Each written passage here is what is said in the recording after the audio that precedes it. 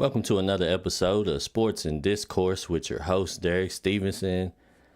And unfortunately, on today's episode, we got to discuss another kind of disappointing loss. Played South Carolina on the road, and for whatever reason, we just couldn't get it going. There was moments in the game where earlier I felt like we could have made a run, and we could have, stole a victory on the road. But we probably had one of our worst games. I'll definitely say it was probably the worst performance that I've seen from us, because even though, we still play bad defense as usual, the thing that we normally can usually count on is we're going to score some points. Like I said, this team averaging 90 points a game. So we kind of been dependent on that to get us the victories. We give up 80, but we score 90. So normally we're usually okay. We can come out with the victories, but this was really the first game where, as a team, we had significant struggles on the offensive end.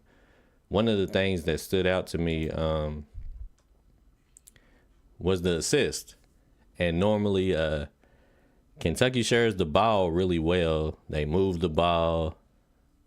They whipping it around the court. Everybody's touching it. Everybody's feeding each other. But we only had 7 assists. And South Carolina had 20. So they were actually doing what we normally do. And I think this was kind of one of those games where, they say, what you going to do when you get punched in the mouth? And Kentucky got punched in the mouth, and they just didn't respond well. They shot bad. They normally shoot decent from 3. They shot bad from 3. They did make their free throws. They only shot 40% from the field. But like I said, they only had 7 assists. They had 8 turnovers, so they had more turnovers than they did assists, which is kind of unusual for this team. But this is the reason why over the last couple of games we've been so focused on improving the defense. Everybody's kind of been, focused on how bad defensively they are.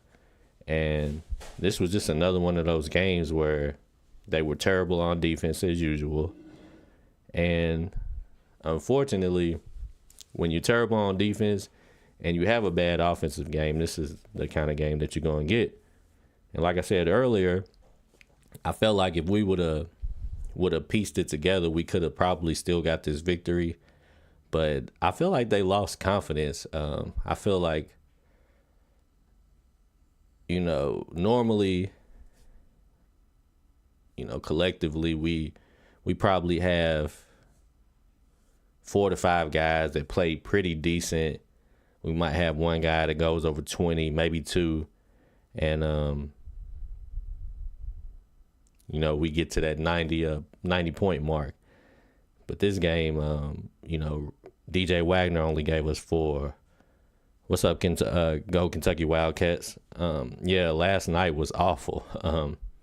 And I was actually out celebrating my dad's birthday, so I couldn't really pay attention to the game like I wanted to. We was eating in the restaurant. It was kind of loud.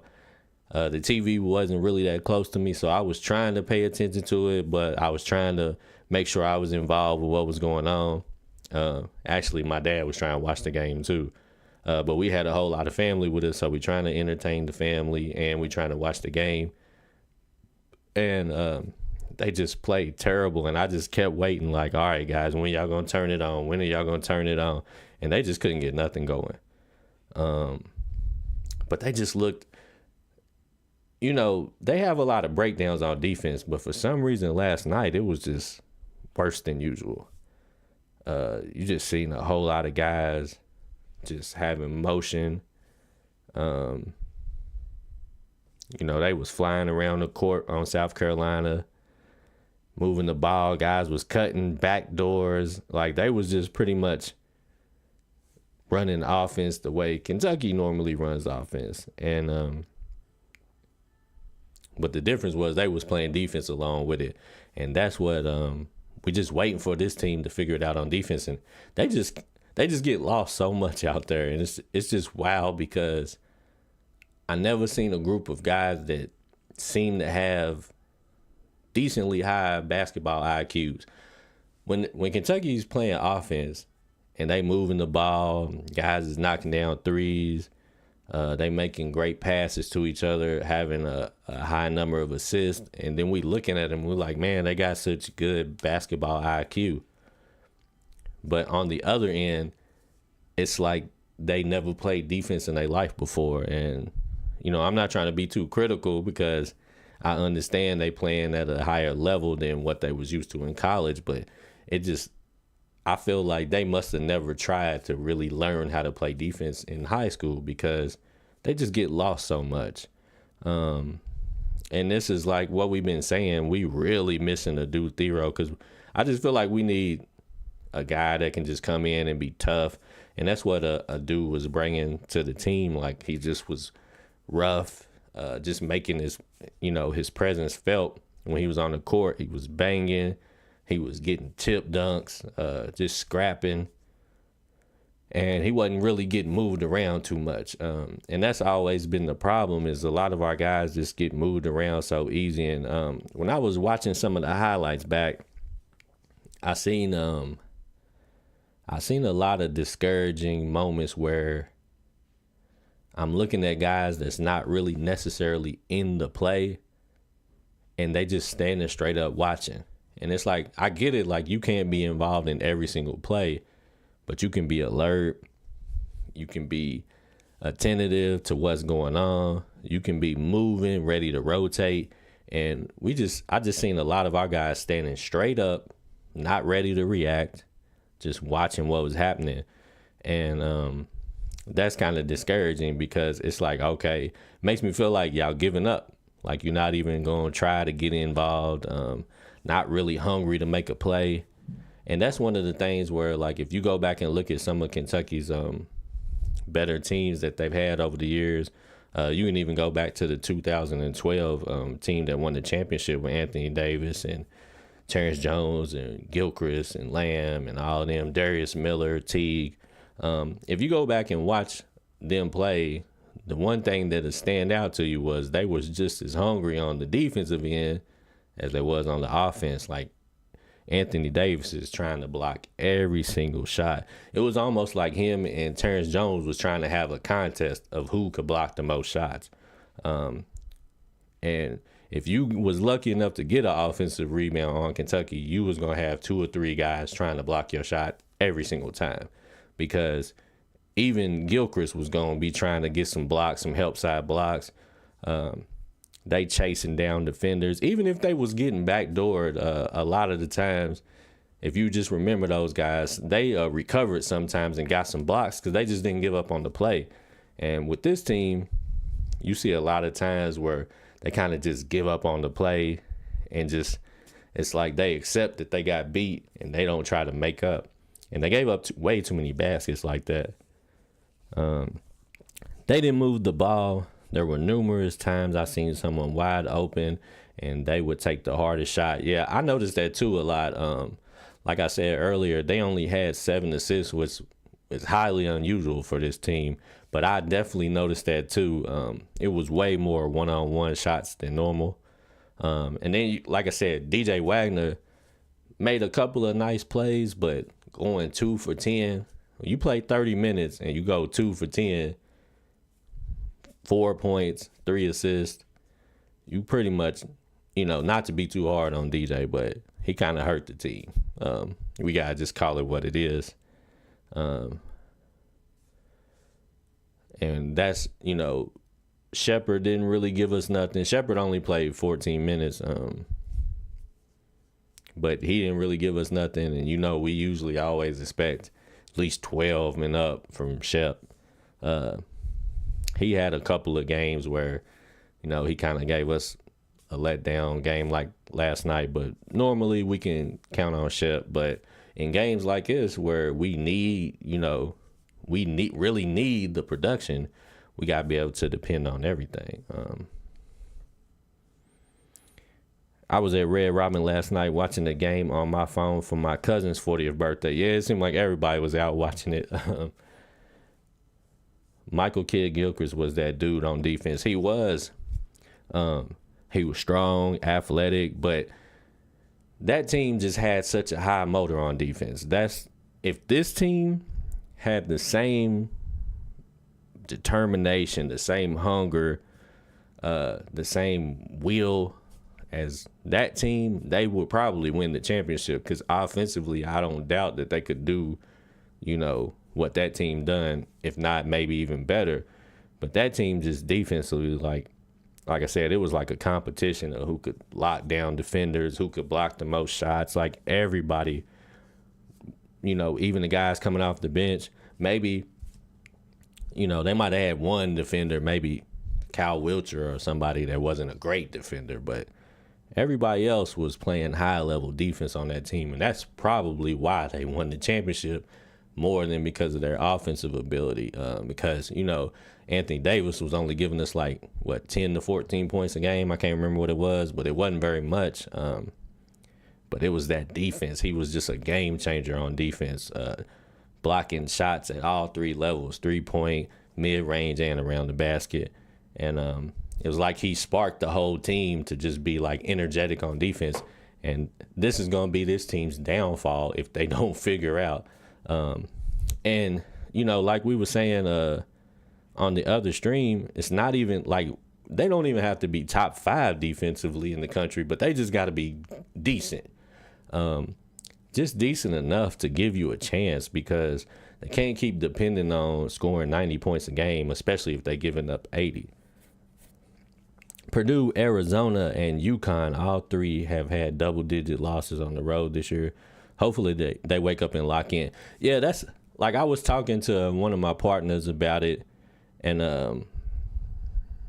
he was saying that he think his team is going to lose 8 or 9 games. And I said, well, that may or may not happen, but I do feel like they still got a chance, because like you said, I feel like there's not a whole lot of teams out there that I know are just way better than Kentucky. There's a handful of teams that I think, if Kentucky plays like that, obviously they could probably lose to anybody. But if Kentucky plays great on offense like they normally do, and solid on defense like they rarely do, but if they give you a solid defensive game, I don't think it's only but maybe a handful of teams in the country that could probably beat them. So I still have a lot of faith in the team, but when they play this bad defensively, it's just scary, because you feel like they could lose a game like last night that they probably shouldn't have lost, and you just don't want to see that happen in the tournament, obviously. Justin played 23 minutes and scored 2 points. Yeah. Justin and DJ didn't give us anything, man. And I know Justin, he's been struggling. So at this point, I don't really expect a whole lot out of Justin. And I'm not trying to knock him or hate on him, but just, we just got to be honest about it. He hasn't really found his stride yet. So we ain't really expecting him to give us that much. But normally when he's not playing that well, Calipari kind of limits his minutes. So for him to still get 23 minutes and only give us 2 points and 2 rebounds is not very much production. But like I said, DJ was the one to me that kind of, I'm like, come on, DJ. 30 minutes and 4 points. And then, I'm going to get to Big Z, but Big Z kind of disappointed me a lot too, because I just kind of thought Big Z was going to be that one that was going to consistently, like the way I feel like I can rely on Trey Mitchell. I thought, okay, I got another one like that. Like I thought Big Z and Trey was going to just be my old reliables that I know for a fact they're going to give me somewhere around double doubles, or at least, double digit scoring and, mid to high single digits at least in rebounds. And Big Z couldn't get it going. Bradshaw didn't give us nothing. Onyenso didn't give us nothing. We had a collection of 3 7-footers, and we terrible on defense. And I just didn't imagine that having 3 7-footers, we would be this bad on defense. So that's just one of them things that just I can't even explain. Yeah, I played Burks over Edward at this point until a dude Thero returns. I think they might as well give him a shot. Because at this point, I mean, what's he gonna do? Give you 2 points and 2 rebounds, the same as Justin. So, I mean, they might as well let him try. It's some games where he might be able to make an impact. Because one thing that I will say about Burks is I feel like Burks plays hard every time he's in there. He hustles. He kind of plays similar to the way a dude Thero plays. He just, he's not as good as Thero is yet. But he tries hard. He hustles. He scraps. He dive on the floor. So, I mean, at this point, they might as well give him a shot because, I mean, we can't keep having I give Bradshaw a little bit credit. He did.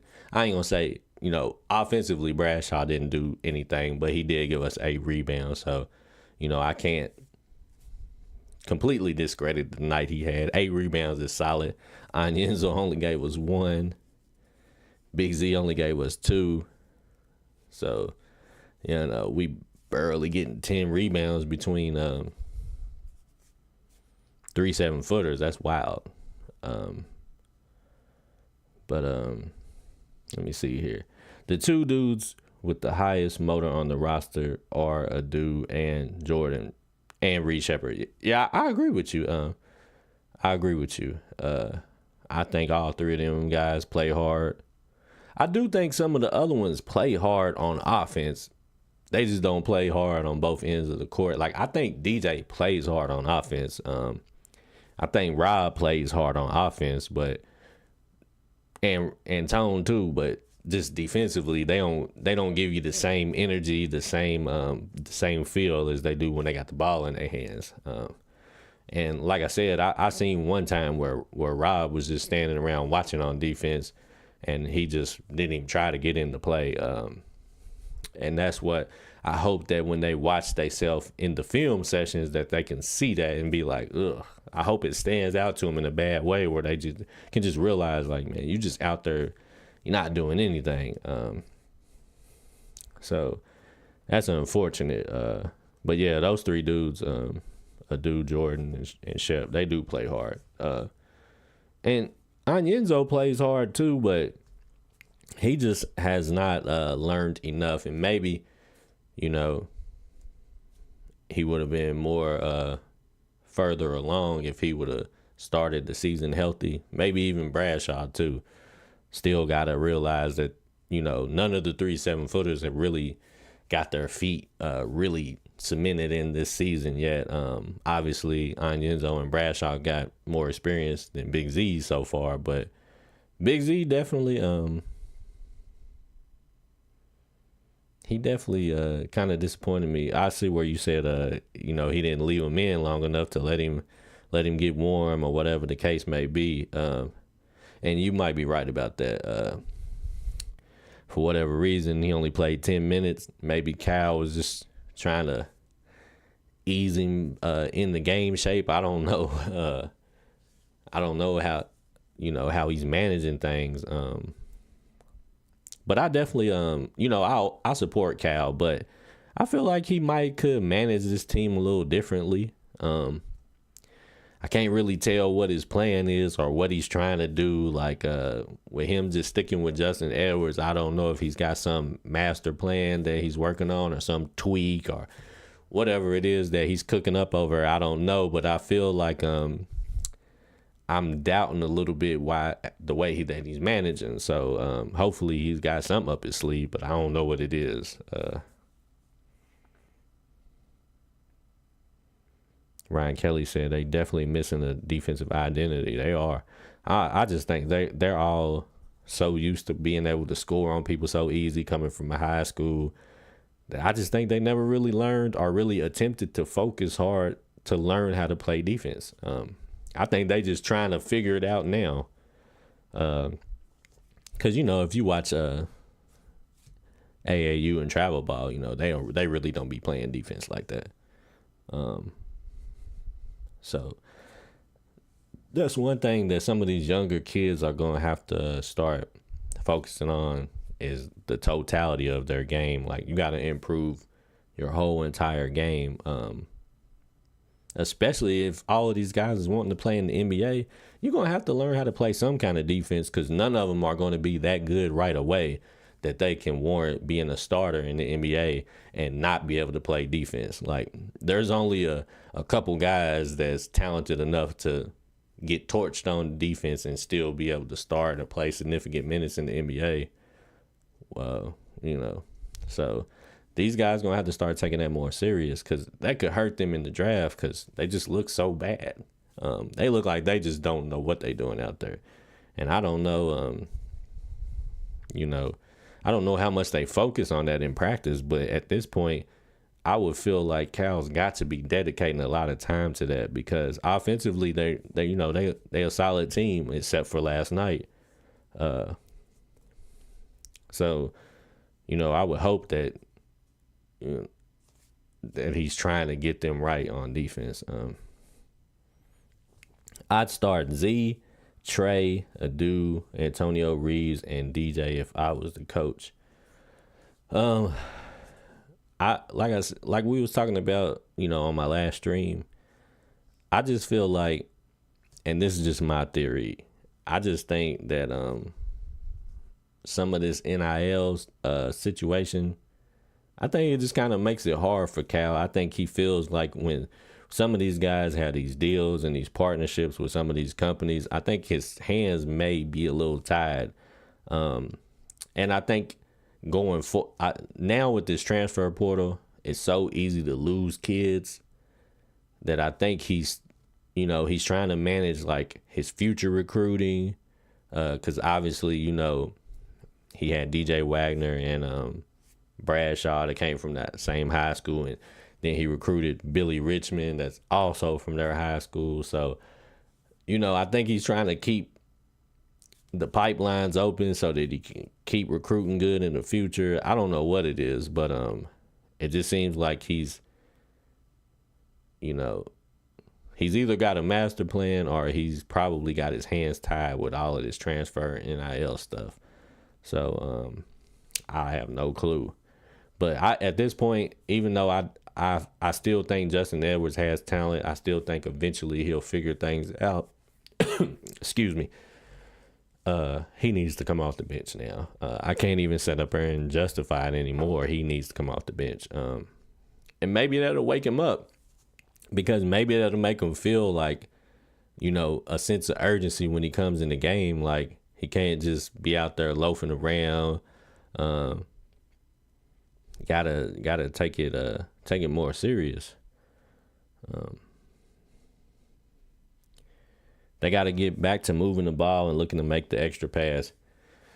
Yeah, last night, I don't know what was going on with them last night, but I don't know if they panicked because they just felt it in the atmosphere that they was going to lose, and they just started going one-on-one. But they don't never play like that. That was just shocking to me to see them only end up with 7 assists. But obviously, if we look at the film, if we trying to give them a lesson to learn, that's an easy lesson to teach them is when you move the ball, when you look for the open man, when you create for your teammate, y'all score 90 points. 3 to 4 guys get score like 13 to 20, and y'all usually have a successful night offensively. When y'all do the one-on-one stuff, y'all out there forcing shots, forcing drives to the basket, then you got your hands up looking for calls. And we got to be honest, the referees aren't going to give you bailout calls. Like, none of you guys have that type of clout in college that you're going to get bailout calls. So you got to play smart, especially when you're on the road. You have to play smart. They always say when you play on the road, you got to be 10 points better than the team you playing against, because you have to be able to overcome the crowd and overcome the officials. So you just got to be locked in when you're on the road. And I know, like we were saying, a lot of teams is losing on the road. It's hard to win on the road in college now. And you never know, with all of the gambling going on now, you never know if, if referees are paying attention to that, if the NCAA committee's paying attention to that. You just never know. So you got to control what you can control. You got to make sure that you handle your business on the road. Ryan Kelly said he's protecting their draft stock. Yeah, I think he is protecting their draft stock. Yeah, because if you look at it, a whole lot of them are still projected to be lottery picks. I think I seen Justin Edwards might be projected to be the highest pick out of all of them, and he's played the absolute worst. It's not even a question. I think, I haven't seen if they're going to put Big Z in one yet or not. But I think before they played Georgia, I think Justin Edwards was projected to go 9th in the draft, which I can't even see that. But, I mean, based off potential, I can. But that's just crazy to think you could play as bad as he played and still be projected to be the 9th pick in the draft, man. That's wild. What sucks is we don't get South Carolina again unless we get lucky and meet them in the SEC tournament, or A&M for that matter. I know. I think the SEC tournament is going to be interesting because I don't even know if we can win. I think it's possible, but I think it's very possible that we may lose. I think there's several teams in the SEC, even, omitting those two teams, but I think there's several more teams that definitely going to give Kentucky a nice run for their money. Ryan Kelly said Livingston was better and still barely got drafted. I know, and I kind of feel like it might not even be a fair comparison because I don't really think their games are the same. And I think Edwards has more upside than Livingston, but Livingston did play better. And like you said, I think he went like 42nd or something like that. I can't remember, but he was in the second round. And, he's probably in the G League somewhere. I ain't checked on him in a while, so. But I'm sure he's in the G League. It's almost everybody, almost everybody went to the G League that was in last year's draft. So it's the perfect example of, like we said, he's probably protecting them. Yeah, I think Cal is sort of slowly, he's giving Rob a little bit more leash. His minutes are starting to go up a little bit more. Like, he played 26 minutes, and he actually had a pretty good game. He didn't really make for other people as much as I may have liked. I would have liked to seen him have a couple more assists, but he still gave us a nice 16 points. He shot 7 for 14 from the floor. He was only 1 for 4 for 3, but overall, he shot good. So Rob definitely, Rob definitely gonna get you some buckets. But Rob just, like I said, Rob got to get locked in on defense. If he could get himself together on defense, he could be like the total package. But he's just, mediocre at best. Justin's just not that guy. Nah, he's not. He just can't figure it out. I don't know. It's just something about that small forward position over the last couple of years with Calipari's teams, and that small forward just ain't been able to fit themselves in. But when the other guys come in and they run like a 3-guard lineup, they don't really seem to have the same issue. So I can't really necessarily say that because when it's DJ, Rob, and Shep out there, they are toned with any combination of them guys. They all seem to be okay. So I don't know. Can't really say it's that. But Yeah, at this point, I gotta bring Justin off the bench. I can't fight that anymore. And I just have to set him down and tell him, be like, man, I gotta try something different. But you gotta stay focused because I still gotta use you. Still need you to be successful. But I gotta see if I can find something else that works right now. And that's probably a hard conversation to have, but he gonna have to get ready for it. If you're not producing, that's a part of it. That's why you came to Kentucky to get coached and to get pushed in practice and eventually move on to the NBA. So you got to get in gear if that's your goals. What was with that cylinder foul after Mitchell got elbowed and they were all up in UK cylinder the entire game? It was crazy. Yeah, I was kind of confused about that too. Like I said, I didn't really get to hear anything because I was watching the game in a restaurant that was crazy loud. But I didn't really understand what was going on with that either. So, yeah, man, that's just one of them calls where they might have to start, they might have to take a look at that in the off season and see if they might need to reevaluate how that, how to officiate those situations. Because I just really wasn't sure what was going on with that. Feel like Cal pulls Rob every time he gets rolling. It's frustrating. Yeah, I've been noticing that all season. So I don't know. I have no idea. And there, one of those games that we lost, it might have been the Texas A&M game. I remember just kind of looking at Rob and DJ's minutes, and I think DJ played an okay game, but I just remember thinking like, if Rob would have played 7 more minutes and DJ would have played 7 less, maybe we might have could have still got that game. So I don't know. Like I said, I feel like Cal been doing some weird stuff the way he been managing the team this year. Like I said, I don't know if he's trying to, keep guys happy or if he's trying to fulfill or help these kids fulfill their like NIL contracts or, keep them from transferring. I don't know what's going on.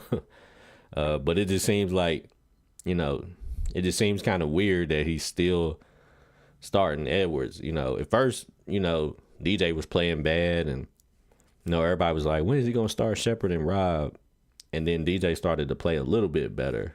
So now, except for last night, DJ played pretty garbage, but normally DJ's giving you nice starter level production, so can't even really look at that way. But Justin Edwards really hasn't had one of them games yet where he was the best player on the floor or even the best player on his team. He's not had that moment yet, and most of the other guys have. Antonio has, Dillingham has, Big Z has, Shepard has, Wagner has, Mitchell has, excuse me, Bradshaw has. I really don't expect Onyenso to have one of them joints, but everybody else has had one of those games where they was the best player, at least on Kentucky, if not on the floor. And Justin Edwards has not. He's the only one so far. What if Edwards might transfer and go off somewhere? I think Edwards should stay in college another year, because I feel like a lot of these kids they're in such a rush to go to the NBA, and I feel like they make a mistake. And this last year's draft class is a prime example. Every kid that got drafted went to the G League at some point in their rookie season. Now, if you just look at it like this, is it going to be better for you to progress as a G League player playing in some little small town in some little arena with like 2,000 people in there watching you? And I'm exaggerating, it might be a little bit more than that, but a couple thousand people watching you versus, like, for instance, if because that's what I think is going to happen to to Edwards. If Edwards gets drafted ninth, he's going to get sent down to the G League, and he's going to be, he's going to be forgotten about for at least the first couple of years of his career, when he could be starting for Kentucky, playing on national TV, playing in packed out arenas, developing his game at Kentucky. And then when he's ready, actually really ready to go to the NBA, probably still would get drafted high. And then he'd probably be better off and be able to play in the NBA instead of just getting sent away to not be seen for the next couple of years. So I think a lot of these kids need to start reevaluating jumping straight into the draft. I just think and especially now that they can make money. So if you can make some good money, you probably better off developing in college at this point. I get it before when, they wasn't allowed to make no money and you just want to start your professional career and get some money in your pocket. But now, you're going to probably make more money signing NIL deals at Kentucky or wherever you go than playing in the G League. What if Edwards is wanting to stay another year? Maybe he playing like this on purpose. I would feel much better if I knew he was doing it on purpose. Because I just can't explain it. Because I thought when most of the scouting sites had DJ ranked number 1, and then a few of them started putting Edwards number 1. So when I started paying some attention to Edwards, I was like, I see why they got him number 1. He may be the best one, and struggling the most. So I don't know. He wants Wagner to be great, maybe to a fault. I agree with that. I definitely agree with that. I think Wagner is almost like a son to him. So I definitely feel like Wagner's at least kind of like, we're going to say he's like an extended family member. So I definitely agree with you. I think he wants DJ to explode and be a super guard. And I don't know if DJ's a super guard. Like, I don't know if he ever will be. I think I think right now he's an average guard. I think if he played 2 or 3 years at Kentucky, he could be a solid to really nice guard. And then I think he could go on. Like I said, I think he's one, too, that needs to develop a couple years in college. And so that he's really ready when he goes to the NBA. And I think he needs to figure out what his game is going to be, because I don't know if DJ's really a point guard or if he's more of a shooting guard. But if he's going to be a scoring guard, he's going to have to learn to shoot a little bit better. So I think he could benefit from staying at Kentucky a few years. And he's already getting some good Nike money, so it'd probably be better for him to be playing and wearing the Nike stuff at Kentucky than him going off to the G League. That's just where I think a lot of these kids need to consider.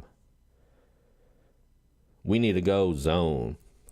I agree with you, but I don't think they can. Like, I have to agree with Kelly. I don't think they. I would like to see him try zone, but I don't think they could play it well. For the same reason that Kelly's saying, they don't communicate well, and they don't have instincts to rotate properly. So I feel like they would get lost even playing a zone. I don't think they would shift and rotate correctly, and I think they would give up a lot of offensive rebounds. And I think they would get killed on the glass, and it would just be bad. Onyenso done had a 5 blocks in the game. Okay, cool. So then I'll add Onyenso to the list where he had a dominant game. So realistically, all of these players has had a dominant game except Edwards. So he's the one that's really not had that one game where he was super impactful, where he was just the man that night. So we still waiting, Justin. You got to step it up, big dog.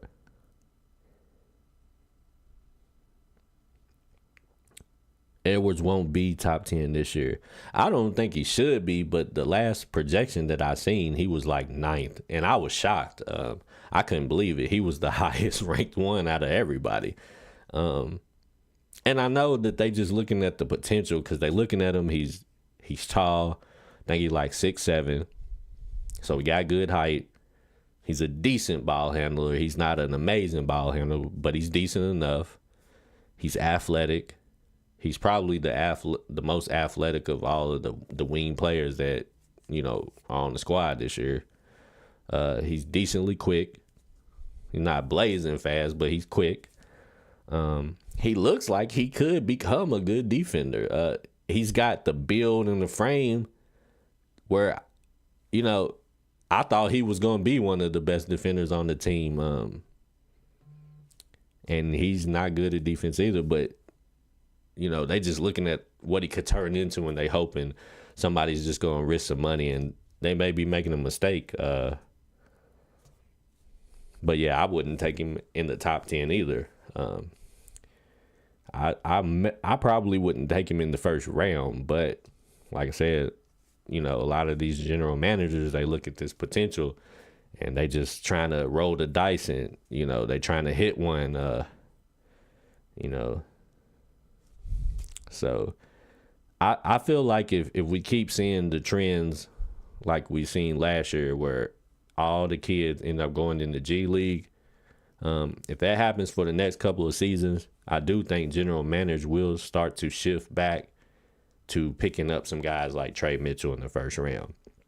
Because even though Trey Mitchell is older, like I get it, he's 23, so you looking at him and you kind of like, I don't know if I really want to draft a guy in the first round that's 23 when I can go get one that's 18, and then hopefully this 18-year-old will end up being better than him when he's 21. So I get that part of it, but I feel like right now Trey Mitchell probably would help an NBA team if they all just had to, if their next game they just had to play an NBA game. Trey Mitchell was the one I would take because I feel like he would be the most solid.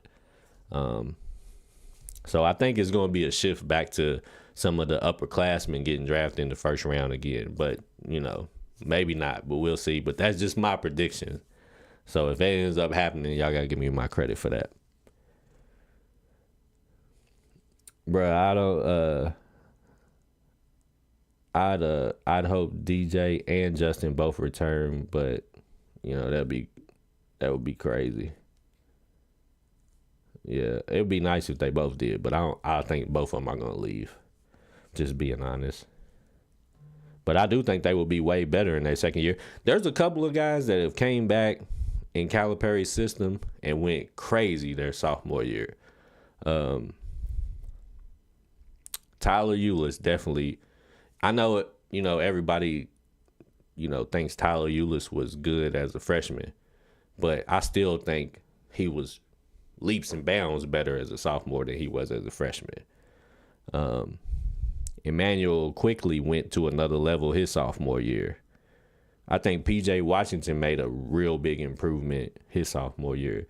So I think, there's definitely room to come back, get a little bigger, a little stronger, you more knowledgeable, and be way more impactful. And I think DJ and, Justin could come back and have maybe not,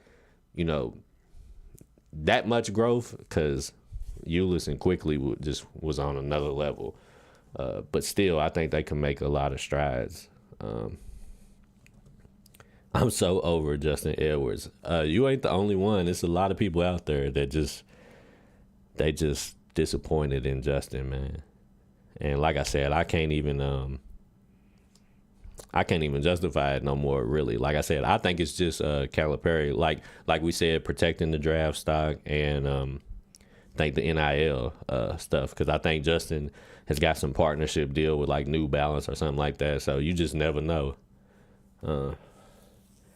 Is Justin Edwards better than Brandon Boston? I'm gonna say no.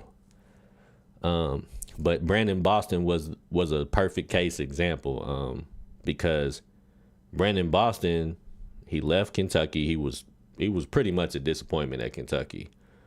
Then when he went to the pros, I seen him a couple times in the G League. He was going crazy. And I'm gonna put Ty Washington in that same category as Brandon Boston. Those two dudes, if they would have came back for sophomore seasons at Kentucky, I think they would have went to another level. Last year, you would have had Ty Washington with Case and Wallace. I think they would have went crazy together. But yeah, those two guys, I feel like I don't think Justin's better than either one of them, but I think he's kind of in the same class as them, as like guys that definitely would have been better if they would have came back for a second season.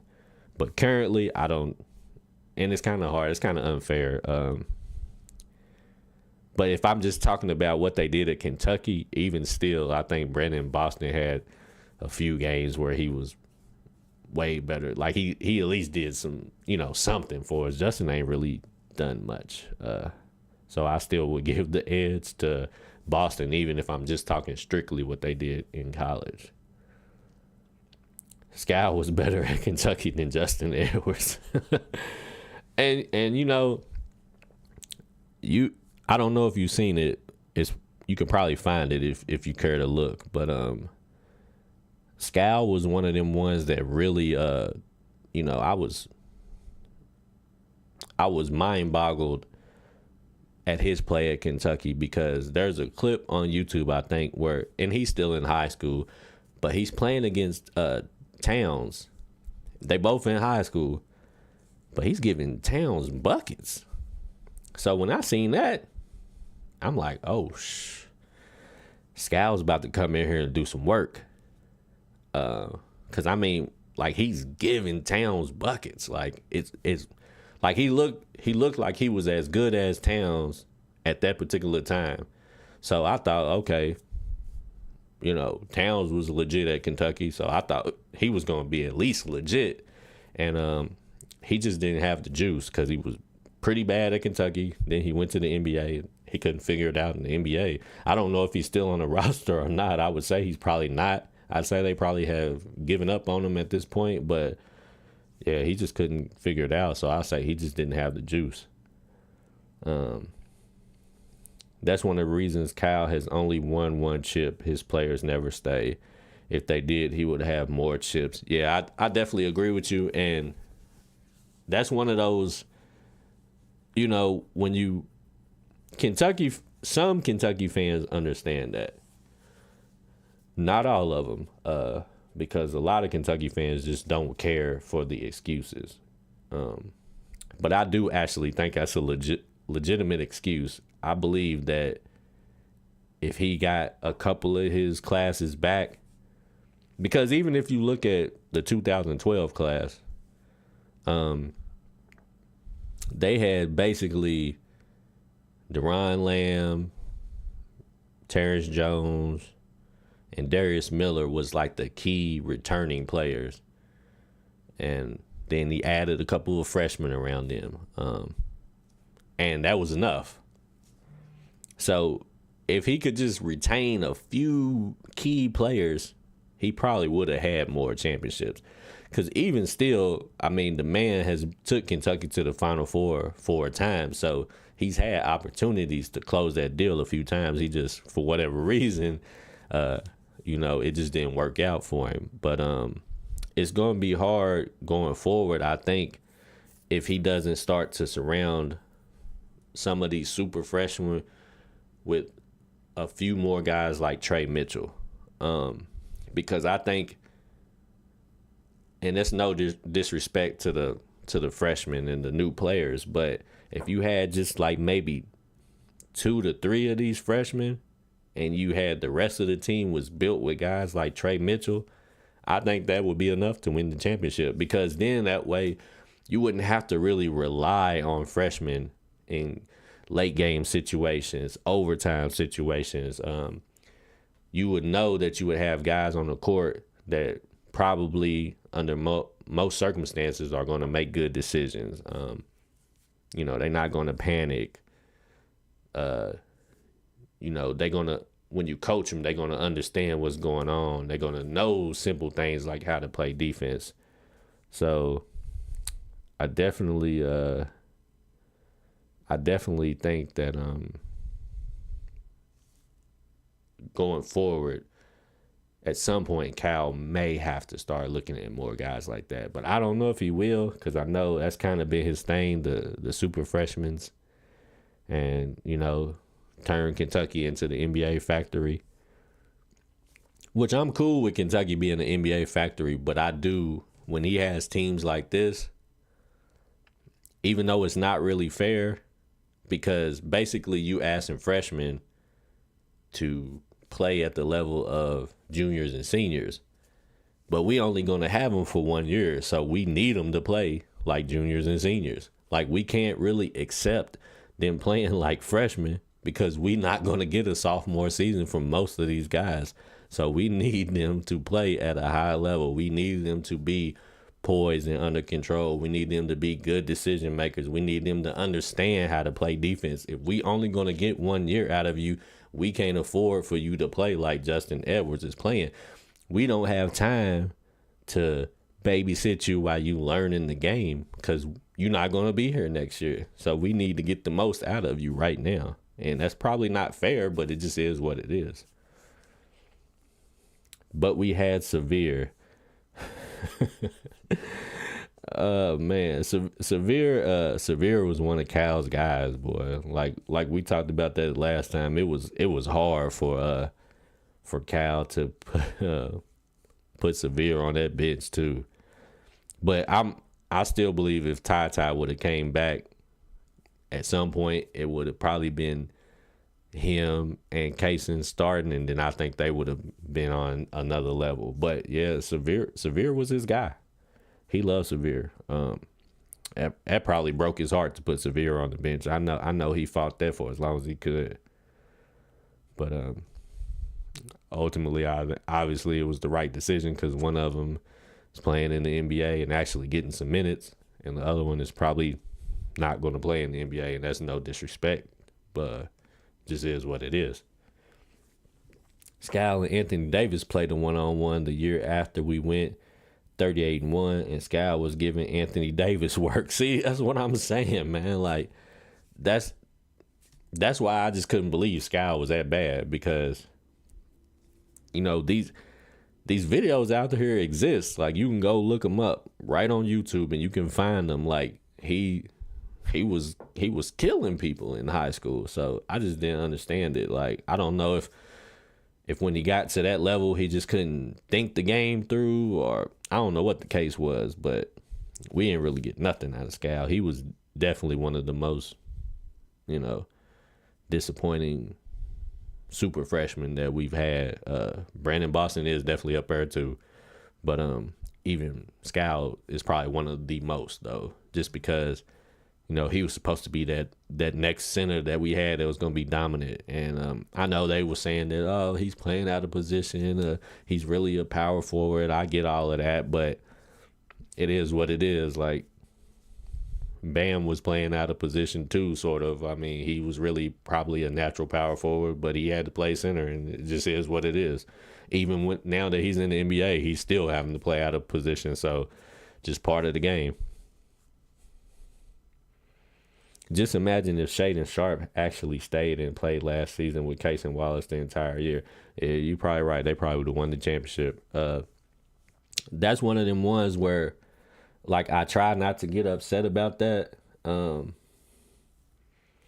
because I don't want to hate on Shaedon Sharpe, because I know, you know, I'm a Kentucky guy. You know, I bleed blue. So I want Kentucky to be successful, but I'm realistic about it. These kids don't necessarily grow up caring about Kentucky like the way I do. They care about getting to the next level. So I understand what Shaedon's goals was, but man, if he would have just gave us anything, I think he could have been the difference. So that's always going to be one that's going to be disappointing to me, that we just didn't get anything out of him, because I do think he would have made a difference. And even though he probably ain't, you know, this year he's probably way better than he was the last couple of seasons, but just if we could have just got him on the court, I think we could have made a nice little run. I think Cal holds some guys back in a weird way. I don't know what it is, but he sometimes gets some really good players and they just don't play to their potential. I don't know if it's the roles or what. Yeah, like I agree with that. I think sometimes, like, I'll give you a good example. I think Isaiah Briscoe was in a bad situation at Kentucky because he got sandwiched in between Tyler Eulis and De'Aaron Fox. So he never really got to play point guard at Kentucky. So he was kind of like a point guard trying to play small forward. So he really didn't get to develop. So he didn't really get to reach his potential till a few years after he left Kentucky. Which is a shame because I seen him playing a couple of pro-am games and he scored like 70 points. So Briscoe was a hooper, but he just didn't really get a real chance to play his position at Kentucky. And sometimes it just don't work out like that. And there are a few guys like we said, it's just for some reason Justin just can't figure it out. I don't know if it's his role or if he just lost his confidence or whatever the case may be, but he just ain't been able to figure it out. Obviously, Chris Livingston. So we just done had a few guys like that. Shaden was the whole reason Cal had that number one class. A big reason for the underachievement was Sharp not playing. Yeah. I definitely agree. Excuse me. I definitely agree. Like I said, unfortunately, that's going to be one of the bigger what ifs. But man, that offense was just based around Oscar Tshiebwe. So who knows? If Shaden would have played and they still would have just force fed the ball to Oscar, it might have still ended up the same way. But you would just like to think with seeing how talented and athletic he is that he could have made the difference. But who knows? Anyways, guys, I actually have talked way longer than I thought I was. Yeah, man, it was a disappointing loss. And this is, this can be a great learning experience for this team because I know this one had to humble them because now Calipari can directly show them if you don't play good defense and you have one of those nights where you not scoring, this is what's going to happen to you.